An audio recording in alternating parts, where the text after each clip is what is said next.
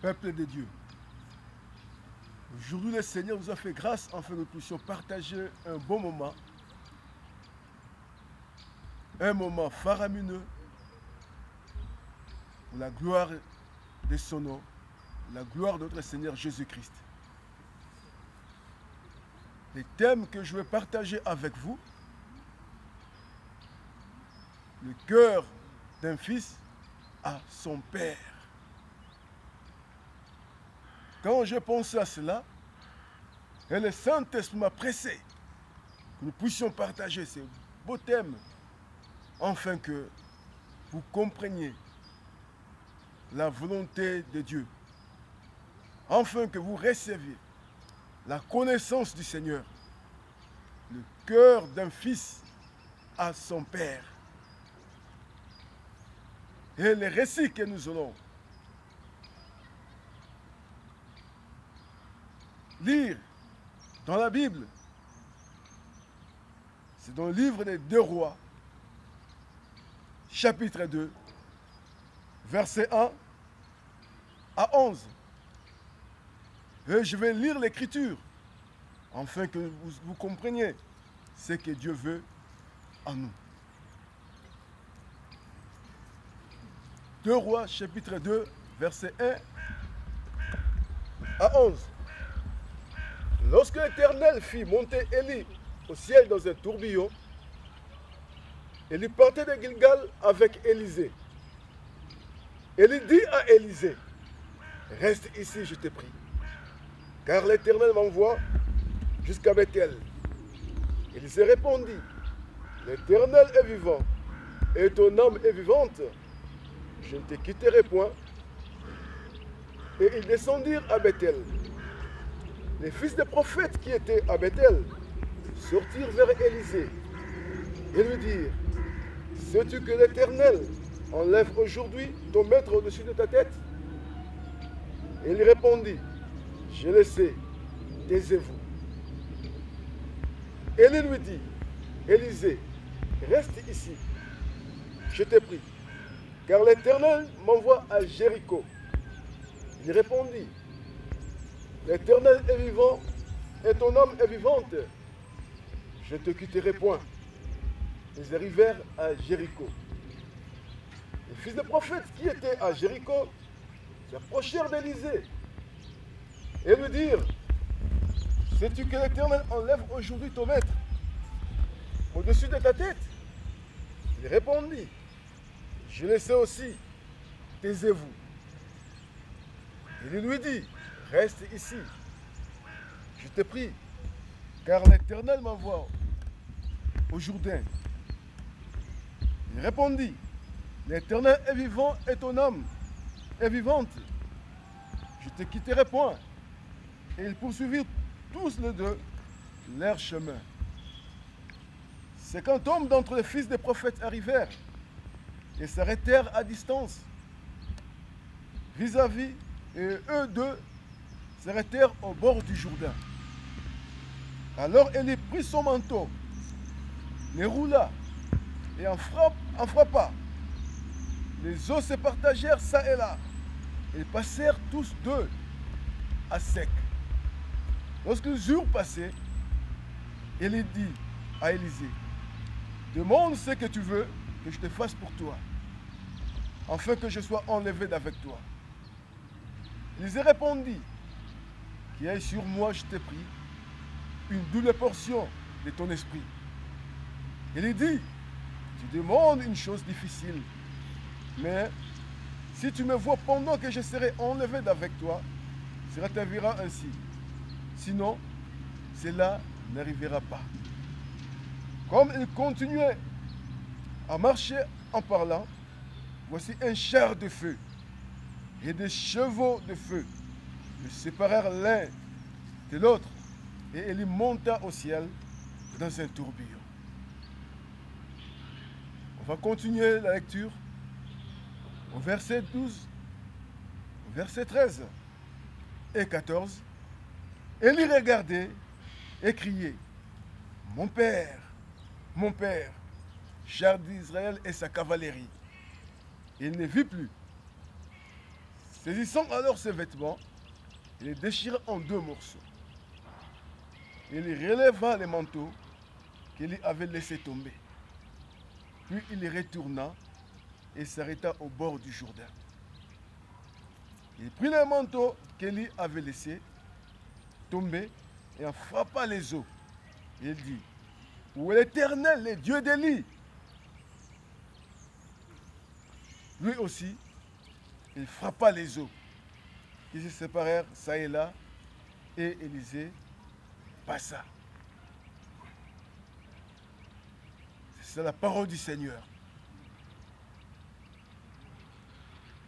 On va partager le cœur d'un fils à son père. Là où nous sommes en train, où nous avons lu la parole du Seigneur, nous avons vu comment il y a 2 personnages, Élisée, Élie, ils étaient ensemble. Or, Élie, prophète de Dieu, Élisée était son fils. Élisée n'était pas appelé au ministère d'une manière hasard. Mais c'est Élie, par la voix du Seigneur de Dieu, avait appelé Élisée. Et Élisée savait que Élie, c'est son père. Et quand Dieu voulait prendre Élie, Élisée savait cela. Mais comme il savait qu'il a droit à recevoir quelque chose qui est de son père, et qu'est-ce qu'il a fait? Il s'attacha à Élie. Donc, quand je parle le cœur d'un fils à son père, nous avons des fils que nous avons engendrés dans la vie. Avec ma femme, nous avons des fils, nous avons des enfants. Mais nous avons des enfants spirituels qui, dans nos ministères ou dans mon ministère que j'ai engendré. Élisée était enfant spirituel d'Élie. Et Élie savait que Élisée était son fils. Et Élisée savait que Élie, c'est son père. C'est pourquoi il s'attacha avec son père. Aujourd'hui, Dieu veut que le peuple de Dieu, ou ceux qui sont en train de suivre ces messages, de savoir que un enfant doit s'attacher à son père. Pourquoi? Il y a de diverses raisons. Parce qu'il a la sémence de son père. C'est pourquoi il doit s'attacher à son père. Vous savez que quand Ruth avait suivi Naomi, et Naomi lui a empêché de lui suivre en disant que ne reste chez toi. Je n'ai pas un enfant qui va t'épouser. Va, Dieu va te bénir, tu auras un mari, tu feras ton foyer, reste chez toi. Et Ruth disait, non, je serai toujours avec toi. Ton Dieu sera mon Dieu. Là où tu iras, j'irai. Pourquoi? Parce qu'il savait qu'il a quelque chose à recevoir. Entre les mains de Naomi. Mais cette femme, Ruth, avait la sémence du père. Parce que les Moabites, les Ammonites, sont les descendants des 2 filles de Lot, que Lot lui-même avait donné la sémence. Or, Moab, c'est issu du père. C'est la sémence du père. Or, Lot était le neveu d'Abraham.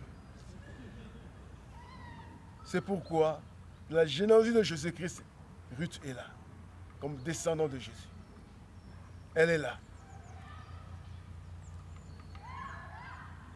Un fils doit avoir la sémence du Père. Aujourd'hui, il y a d'autres qui se disent que non, sont des enfants, sont des fils ou des filles d'un père, mais ne sont pas des filles, ne sont pas des fils, parce qu'ils n'ont pas la sémence de leur père. Il y a aussi des pères qui disent que non, c'est ma fille ou c'est mon fils. Non, il n'est pas son fils, il n'est pas sa fille, parce qu'il n'a pas ou elle n'a pas la sémence du père, il n'a pas sa sémence. Or, un fils spirituel doit avoir la sémence de son père. Et le fils, c'est pourquoi quand le fils a la sémence de son père, il va s'attacher à son père. Pourquoi? Il sait qu'il a sa sémence. Ici, on voit Élisée s'attacha à Élie. Il y a d'autres enfants. Peut-être que ils disent que non, cet homme-là était mon père. Mais si tu dis que cet homme-là était ton père, ça veut dire que cet homme-là n'est pas ton père. Pourquoi? Parce que la relation entre père et fils ne seront jamais. Un père peut gronder sa fille ou son fils. Un père peut faire ce qu'il peut à son fils ou à sa fille. Jamais la relation peut se rompre. Jamais. Au tribunal, jamais on a dit que comme ce père a tabassé son fils ou sa fille, à part d'aujourd'hui, il n'est plus sa fille ou son fils. Non. La relation jamais peut se rompre. Mais si un fils, une fille dit qu'il était mon père, donc c'est dire que cet homme-là n'est pas son père, parce qu'il n'a pas sa sémence. Aujourd'hui, dans l'église de Dieu, les serviteurs de Dieu veulent avoir des enfants spirituels, des enfants. Mais ils veulent que leurs églises soient comblées, qu'il y ait de monde. La croissance numérique, nous avons besoin de cela. Mais avec tous ces nombres-là, il y a peu d'enfants. Il y a des ramassis dans l'église qui n'ont pas la sémence du Père. Il y a aussi ceux-là, peut-être nous avons ramassé sur la rue. Nous ramassons les enfants sur la rue. Et tu penses que l'enfant qui est ramassé sur la rue, ou dans la rue, tu as ramassé un enfant, c'est cet enfant qui va te tuer, qui va t'injurier un jour. C'est cet enfant qui va te crucifier. Pourquoi? Parce qu'il n'a pas ta sémence. C'est la grosse erreur que nous avons commise dans cette vie ministérielle. C'est une grosse erreur que tu as ramassé un enfant sur la rue, un enfant qui déambulait, un badaud, un vagabond. Tu dis que tu t'attaches à moi. Or, il n'a pas ta sémence. Il n'est pas régénéré. Il n'a jamais accepté Christ dans sa vie comme Seigneur et Sauveur. Il n'est pas régénéré. Il ne connaît rien. Il n'a pas dans la famille de Dieu. Il n'a pas la sémence. Et cet enfant-là va t'injurier, va te crucifier. C'est mieux pour moi, étant ministre de Dieu, d'avoir mes propres enfants avec ma semence. Et d'autres enfants, pourquoi pas, comme aujourd'hui, il y a ceux-là, ils n'ont pas d'enfants. Ils vont faire quoi? Ils vont chercher dans leur guise, dans leur merci, dans leur joie, adopter un enfant. Ils vont adopter un enfant avec joie. Et cette adoption, ça veut dire que il y a des procédures administratives. Et cet enfant est réellement leur enfant. Et c'est dans le cœur. Il y a des enfants adoptifs que nous avons adoptés. Ce sont nos enfants, avec notre sémence. Nous ont donné la sémence.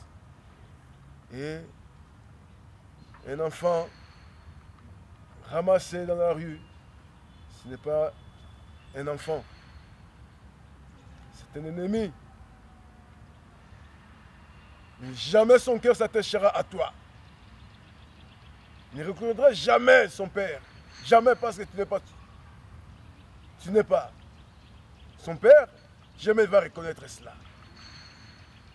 C'est pourquoi dans l'église de Dieu aujourd'hui, les enfants de Dieu doivent savoir que,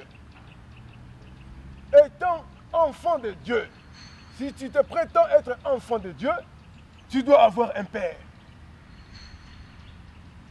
Moi-même étant ministre de Dieu, comme je le suis, avec la tenue du travail d'un maréchal, j'ai mon père. Mon père, c'est apôtre Zekateyo. C'est mon père. Je suis fier de l'être son fils. Je suis fier de dire qu'il est mon père. J'ai sa sémence. Mon grand-père, c'est apôtre Siona Mbosso. C'est mon grand-père. Mon arrière-grand-père,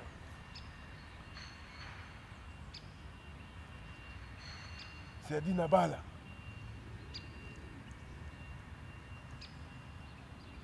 Vous comprenez cela? Et toi, qui est ton père?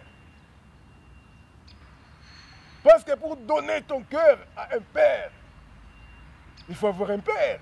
Qui est ton père? Je suis enfant de Dieu. Mais qui est ton père? Tu n'as pas un père.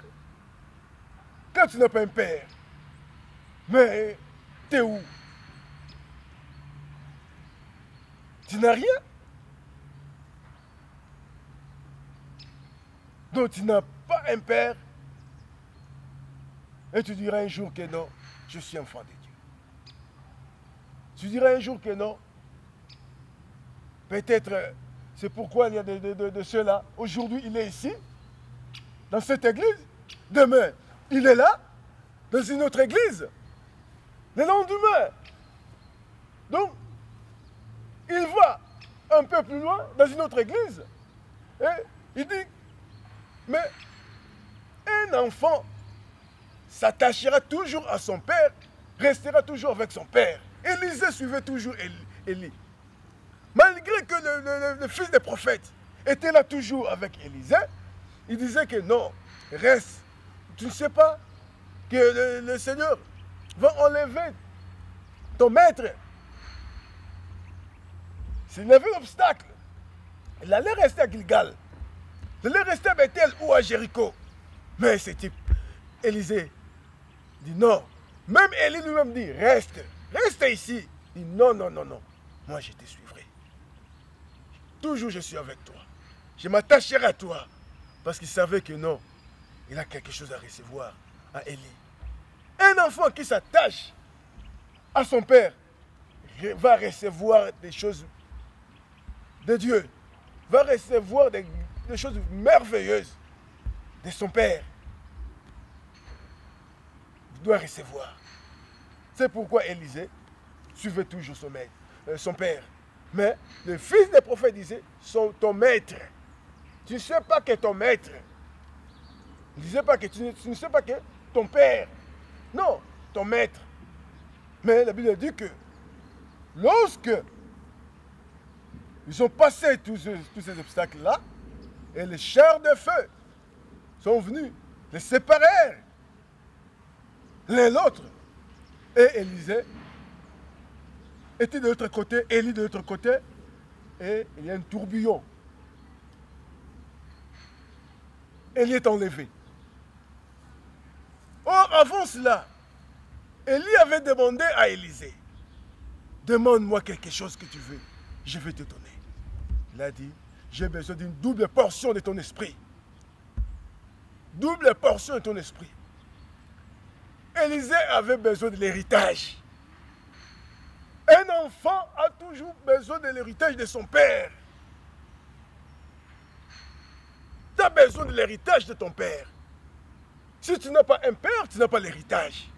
Si tu n'as pas l'héritage, tu n'es rien. Et tu ne recevras rien dans ce monde et dans ta vie chrétienne. Parce que tu n'as pas l'héritage. Quand tu as l'héritage, tu es nul. Parce que tu n'as rien. Mais celui qui a le père a l'héritage. Et Élisée, comme son cœur était toujours à son père, il avait besoin de l'héritage. Il a demandé une double portion de l'esprit d'Élie. Il a dit, tu as demandé une chose difficile. Oui, c'était difficile. Élie savait ça. C'était très difficile. Mais il a dit, si tu verras, là où je serai enlevé, peut-être. Il a dit peut-être, parce qu'il ne savait pas. Peut-être. Et quand les tourbillons ont enlevé Élie, qu'est-ce qui s'est passé? Élisée a vu. Élie était déjà enlevé. Avec son manteau. Il était déjà parti avec son manteau. Il est parti. Avec son manteau. Il est parti. Et Élisée a changé son langage, a changé de la manière de parler avec Élie, a compris directement. Ah, il faut que j'écris. Il faut que je reconnais avec un cœur sincère. Celui-là qui s'en va, c'est mon père. Et il cria, mon père, char d'Israël et sa cavalerie. Quand il cria, le manteau descendit. L'héritage descendit. L'héritage descendit. Et il s'en va, l'héritage descendit, le manteau est là. Celui qui reconnaît son père avec un cœur sincère, qui s'attache à son père avec un cœur sincère, reçoit toujours l'héritage. Comme je le suis. Tous mes enfants, tous qui sont partout, ils sont dans ce monde. Et les autres, je ne les connais même pas. Dans peu de temps, je les verrai. Tous mes enfants. Tant que je suis en vie, que le Seigneur m'a donné ce grand ministère, c'est un ministre de la parole du Seigneur, de l'évangile, ont toujours l'héritage. Tout ce que le Seigneur m'a donné, toutes les promesses précieuses, étant ministre de Dieu, et mes enfants aussi en ont. Pourquoi? Parce que c'est leur héritage. Quand mes enfants, mes parents me disent toujours maréchal, les autres disent grand-père, les autres disent le surnaturel. C'est à eux. Le surnaturel, je leur donne, ils ont droit. C'est pourquoi ils ont des problèmes. Ils reçoivent la solution au nom de Jésus. Quand ils sont malades, ils reçoivent la guérison au nom de Jésus. Quand il y a tourment, il y a toujours la paix au nom de Jésus. Quand il écrit, mon Père. Vous savez, Un jour, j'ai laissé ma veste chez l'un de mes fils. Je suis allé le visiter. Et comme il faisait chaud, je laissais ma veste. Et j'ai oublié. Je partais avec ma chemise. Et du coup, 2 jours après, le fils était tombé malade, en pleine nuit. Il a compris que non, cette veste de mon père. Il a pris la veste. Il a dit non, je vais mettre cette veste de mon père. Et j'aurai la guérison. Et c'était fait ainsi, comme il a pensé. Et c'était ça. Il était guéri. Et le matin, il dit non, père, j'ai compris que j'ai l'héritage. C'est pourquoi j'ai pris ta veste et j'ai mis. Malgré que j'étais trop malade, maintenant je suis guéri. Ah. L'héritage. Tous les fils qui s'attachent à leur père, ils reçoivent toujours l'héritage de leur père. Élisée a reçu l'héritage. C'est pourquoi, quand Élisée connaissait Dieu, il allait laisser Élie et prier Dieu qui reçoive une double portion, l'esprit d'Élie. Pourquoi s'attacher à Élie? Il faut s'attacher à ton père pour recevoir l'héritage. Il faut s'attacher à ton père. Après, il a ramassé les manteaux. Il ramassa les manteaux.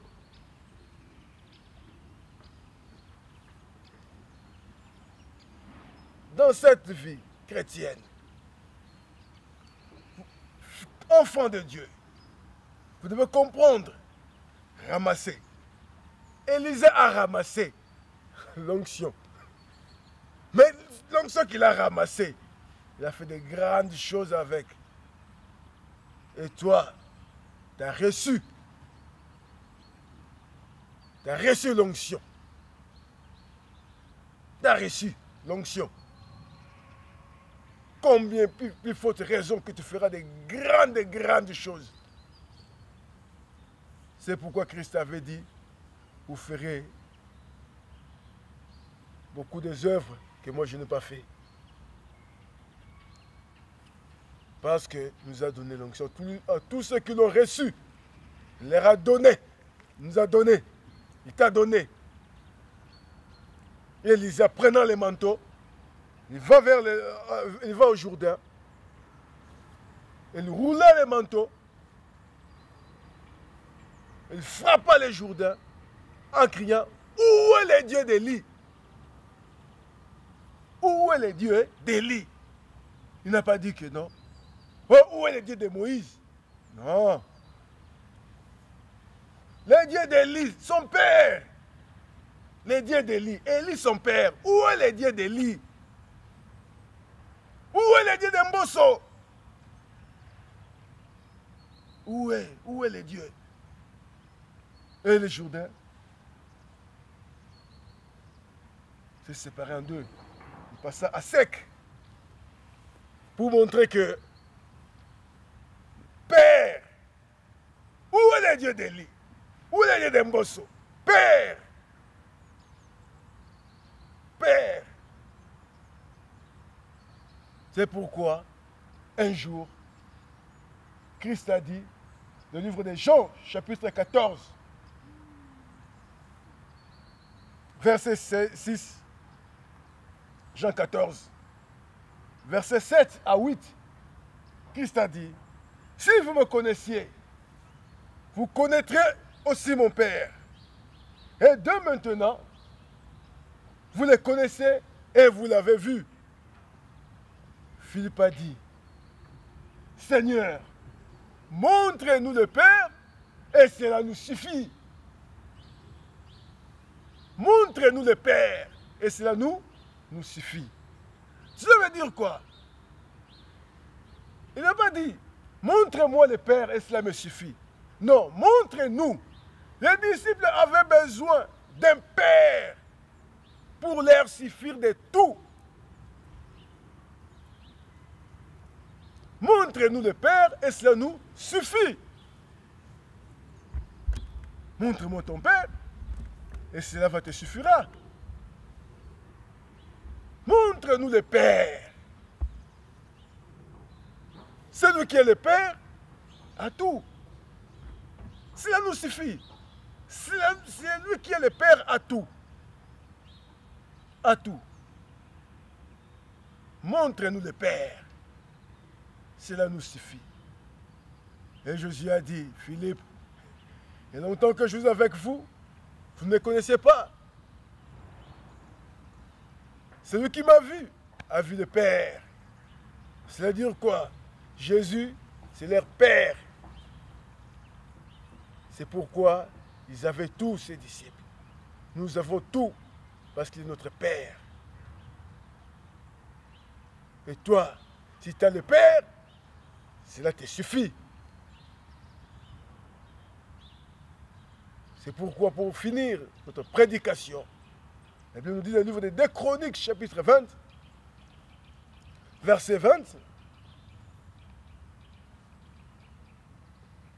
paragraphe B, confiez-vous à l'Éternel et vous serez affermis, et confiez-vous à ses serviteurs, les prophètes, vous réussirez. S'il y a beaucoup d'échecs dans la vie de beaucoup de gens, dans ce monde, dans la vie chrétienne, ils n'ont pas de Père. Confiez-vous à l'Éternel, vous serez affermis. À ses serviteurs, vous réussirez. Vous voulez la réussite? La réussite, c'est ton Père qui a ta réussite. Ta réussite est dans le main de ton Père. Si tu comprendras que ma réussite est entre les mains de mon Père, là, je m'attacherai, ou tu t'attacheras pour toujours à ton Père. Voilà le cœur d'un fils à son Père. Que Dieu vous bénisse. C'est la parole du Seigneur.